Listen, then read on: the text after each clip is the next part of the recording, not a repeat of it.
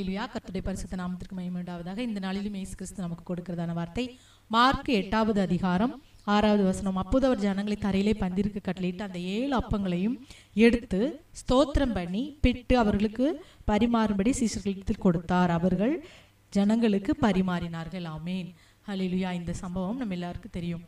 ஜனங்கள் கர்த்தருடைய சமூகத்தில் 3 நாளாக தங்கியிருக்கிறாங்க. அவங்களுக்கு சாப்பிட கொடுக்க ஒன்றுமில்லை.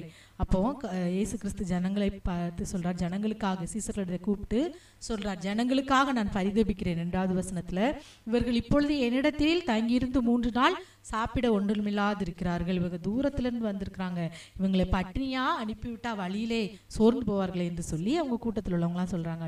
அப்போ ஒரு சீஷன் அவர்களை பார்த்து சொல்றான், இந்த வனாந்திரத்திலே ஒருவன் எங்கே இருந்து அப்பங்களை கொண்டு வந்து இத்தனை பேர்களும் திருப்திப்படுத்தக்கூடும் என்று சொல்கிறான்.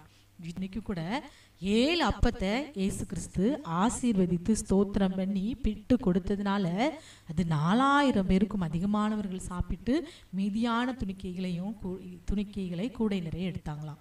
இன்றைக்கும் அருமையான தேவனுடைய பிள்ளைகளை, உங்கள் வாழ்க்கையிலும் கூட நீங்க இப்போ கையில வைத்திருக்கிற காரியம் நீங்க செய்ய போகிறதான பெரிய காரியத்திற்கு குறைவா இருக்கலாம். இதை வைத்து நான் எப்படி இவ்வளோ பெரிய காரியத்தை செய்ய போகிறேன் என்று சொல்லி அங்கலாய்த்தவர்களாய் நீங்க காணப்படலாம். என் பிள்ளைகளுடைய திருமண காரியம், பிள்ளையின் படிப்பு காரியம், வீடு கட்டுவதற்கான காரியம், இவைகளுக்கெல்லாம் தேவையான பணம், தேவையான காரியங்கள் கொஞ்சமா உங்களிடத்தில் இருக்கலாம். அதை வைத்துக்கொண்டு நீங்க ஒருவேளை இப்படி நீங்க சோர்ந்து போயிருக்கீங்களா?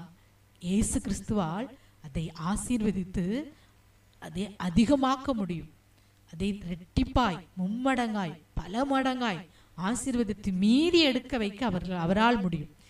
7 அப்பத்தை ஆசீர்வதித்த கர்த்தர், 4000 ஜனங்களுக்கும் அதிகமானவர்களுக்கு கொடுத்து ஆசீர்வதித்த கர்த்தர் உங்களிடத்தில் இருக்கிற இந்த கொஞ்ச காரியத்தையும் பெரிய அளவில் மீதம் எடுக்க செய்வார். ஆமேன், ஹல்லேலூயா. விசுவாசிக்கிறீங்களா? சோர்ந்து போகாதீங்க. அதற்கு நாம் செய்ய வேண்டியதெல்லாம் ஸ்தோத்தரிக்கணும். எல்லா சூழ்நிலைகளிலும் நீங்க ஸ்தோத்தரிங்க. குறைவான சூழ்நிலைகளில் தேவை பெரிதா இருக்கிறது, கண்முன் செய்யக்கூடிய காரியம் மலை போல் இருக்கிறது, ஆனா அதை எப்படி செய்ய போறேன் அப்படின்னு சொல்லி நீங்க கலங்கும் போது அந்த கொஞ்சத்தை வைத்து ஸ்தோத்தரிங்க. அந்த கொஞ்சத்தை கர்த்தருடைய பாதத்தில் வைத்து ஸ்தோத்தரிங்க. ஸ்தோத்தரித்து எல்லா காரியத்தையும் செய்யுங்க. மீதம் எடுக்க கர்த்தர் கட்டாயம் செய்வார்.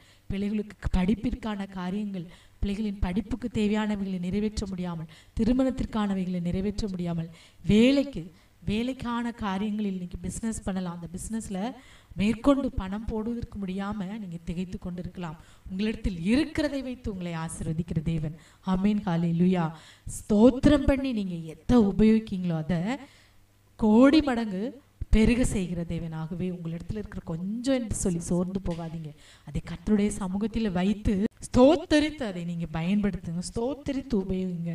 உங்கள் தாளந்துகள், நீங்க கர்த்தருக்காக செய்கிற கிரியைகள், அவங்களுக்கெல்லாம் நிறைய ஞானம் இருக்கு, அவங்களுக்கு எல்லாம் தெரியும். ஆனால் எனக்கு ஒண்ணுமே தெரியாது, நான் கர்த்தருடைய காரியத்தை நான் எப்படி செய்வேன், ஊழிய பாதையில் எனக்கு ஒன்றுமே தெரியாது என்று சொல்லி உங்களிடத்தில் இருக்கிற அந்த கொஞ்சம் தாளந்தை வைத்திருக்கிறீர்களோ, ஸ்தோத்தரிக்க உங்கள் தாளந்துகளை கர்த்தர் அபிரிவிதமாய் ரெட்டிப்பான மும்மடங்காய் கோடி மடங்காய் ஆசீர்வதிக்க அவர் வல்லவர். ஆகவே இந்த வார்த்தையில் உள்ள சத்தியத்தை உணர்ந்தவர்கள் ஐசப்பா, கொஞ்சம் நினைத்து சோர்ந்து போகாதபடி கலங்காதே, ஏசப்பாவை பார்த்து நீ எல்லாவற்றிலும் நன்றி செலுத்தி, இதுவரை நடத்தின கர்த்தர் இனிமே நடத்த மாட்டாரா? இதுவரை செய்த தேவன் இனிமேல் செய்ய மாட்டாரா? ஒன்றுமில்லாத எனக்கு இவ்வளவு ஆசீர்வாதத்தை கொடுத்தவர் இந்த காரியத்தையும் செய்ய அவர் வல்லவர் என்று சொல்லி பாரத்தோடும் கவலையோடும் கொஞ்சத்தை வைத்து நான் என்ன செய்ய போறேன் என்று தடுமாறி இருக்கிறவங்களை பார்த்து கர்த்தர் சொல்கிறார், உங்கள் இருதயம் கலங்க வேண்டாம், கடினப்பட வேண்டாம், உணர்வில்லாம இருக்காங்க, நான் செய்வேன் என்று சொல்லி வாக்கு கொடுக்கிறான். வாக்கு கொடுத்த கர்த்தர் சமூகத்தில் எல்லாவற்றையும் ஸ்தோத்திரித்து பயன்படுத்தி எல்லாவற்றிலும் இரட்டிப்பான மடங்கு ஆசீர்வாதத்தை பெறும்படி எல்லாரும் கண்களை மூடி ஜெபிப்போம். அப்பா உம்மை ஸ்தோத்திரிக்கிறோம், நன்றியோடு துதிக்கிறோம் அப்பா.